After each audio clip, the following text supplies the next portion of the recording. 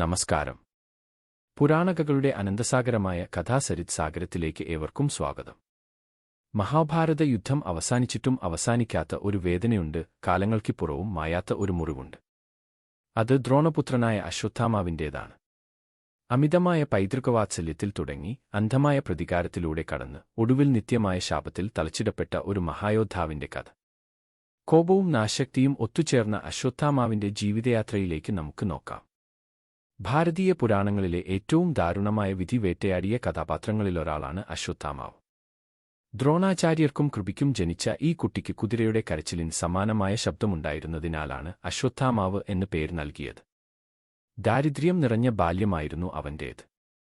പശുവിൻ പാൽ കുടിക്കാൻ കൊതിച്ച കുട്ടിക്ക് വെള്ളത്തിൽ മാവ് കലക്കി പാൽ എന്ന് പറഞ്ഞ് നൽകി കൂട്ടുകാർ പരിഹസിച്ചപ്പോൾ ആ വേദന കണ്ടാണ് ദ്രോണർ ഹസ്തിനപുരിയിലേക്ക് പുറപ്പെട്ടതും കൗരവരുടെയും പാണ്ഡവരുടെയും ആചാര്യനായതും. കുരുക്ഷേത്ര യുദ്ധത്തിൽ കൗരവപക്ഷത്തെ ഏറ്റവും കരുത്തുറ്റ തൂണുകളിൽ ഒന്നായിരുന്നു അശ്വത്ഥാമാവ്. എന്നാൽ യുദ്ധത്തിന്റെ 15-ാം ദിവസം പാണ്ഡവർ പ്രയോഗിച്ച ഒരു ചതി അശ്വത്ഥാമാവിന്റെ ജീവിതം മാറ്റിമറിച്ചു. അശ്വത്ഥാമാവ് കൊല്ലപ്പെട്ടു എന്ന വാർത്ത ധർമ്മപുത്രരിലൂടെ ദ്രോണർ കേട്ടു. അത് തന്റെ മകനല്ല, മറിച്ച് അതേ പേരുള്ള ആനയാണെന്ന സത്യം യുധിഷ്ഠിരൻ താഴ്ന്ന സ്വരത്തിൽ പറഞ്ഞത് ദ്രോണർ കേട്ടില്ല. പുത്രദുഃഖത്താൽ ആയുധം വെച്ചു കീഴടങ്ങിയ ദ്രോണരെ ധൃഷ്ടദ്യുമ്നൻ വധിച്ചു. അച്ഛന്റെ വധം അശ്വത്ഥാമാവിനെ ക്രൂരമായ പ്രതികാരത്തിന് പ്രേരിപ്പിച്ചു. യുദ്ധം അവസാനിക്കാറായ ഘട്ടത്തിൽ രാത്രിയുടെ മറവിൽ ഉറങ്ങിക്കിടന്നിരുന്ന പാണ്ഡവ പാളയത്തിൽ അയാൾ അക്രമം അഴിച്ചുവിട്ടു. ദ്രൗപദിയുടെ 5 പുത്രന്മാരെയും പാണ്ഡവരെന്നു തെറ്റിദ്ധരിച്ച് അയാൾ കൊലപ്പെടുത്തി. ആ ക്രൂരത അവിടെയും അവസാനിച്ചില്ല. തന്റെ വംശത്തെ സംരക്ഷിക്കാൻ നിന്ന ഉത്തരയുടെ ഗർഭസ്ഥ ശിശുവിനെ നശിപ്പിക്കാനായി ലോകനാശകമായ ബ്രഹ്മാസ്ത്രം അയാൾ തൊടുത്തുവിട്ടു. ഈ അധർമ്മം കണ്ട് ശ്രീകൃഷ്ണൻ കോപാകുലനായി.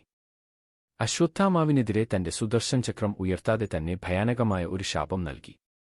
നെറ്റിയിലെ മണി പിഴുതെടുക്കപ്പെട്ട അശ്വത്ഥാമാവിന് 3000 വർഷം രോഗഗ്രസ്തനായി രക്തം വാർന്ന് ആരും തുണയില്ലാതെ കാടുകളിലൂടെ അലഞ്ഞുതിരിയേണ്ടി വന്നു. മരണമില്ലാത്തവനായി ജീവിക്കുക എന്നാൽ അശ്വത്ഥാമാവിനെ സംബന്ധിച്ചിടത്തോളം അത് മരണത്തേക്കാൾ ഭയാനകമായ ശിക്ഷയായിരുന്നു.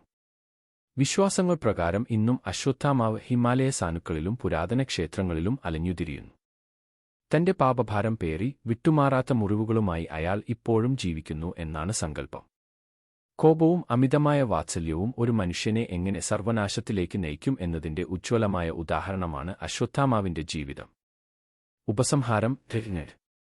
അശ്വത്ഥാമാവ് വെറുമൊരു വില്ലനല്ല, മറിച്ച് സാഹചര്യങ്ങളാൽ വേട്ടയാടപ്പെട്ട ഒരു മനുഷ്യൻ കൂടിയാണ്. പക്ഷേ അധർമ്മത്തിന് കൂട്ടുനിൽക്കുന്നവർക്ക് കാലം കാത്തുവയ്ക്കുന്നത് കഠിനമായ ശിക്ഷയാണെന്ന് ഈ കഥ നമ്മെ ഓർമ്മിപ്പിക്കുന്നു. ഇന്നും മധ്യപ്രദേശിലെ അസിർഗഡ് കോട്ടയിലോ ഹിമാലയൻ താഴ്വരകളിലോ അശ്വത്ഥാമാവിനെ കണ്ടതായി വിശ്വസിക്കുന്നവർ ഏറെയാണ്. ഈ കഥയെക്കുറിച്ചുള്ള നിങ്ങളുടെ അഭിപ്രായങ്ങൾ താഴെ കമന്റ് ബോക്സിൽ രേഖപ്പെടുത്തുക. ഇതുപോലുള്ള കൂടുതൽ പുരാണകഥകൾക്കായി കഥാസരിത് സാഗരം സബ്സ്ക്രൈബ് ചെയ്യാൻ മറക്കരുത്.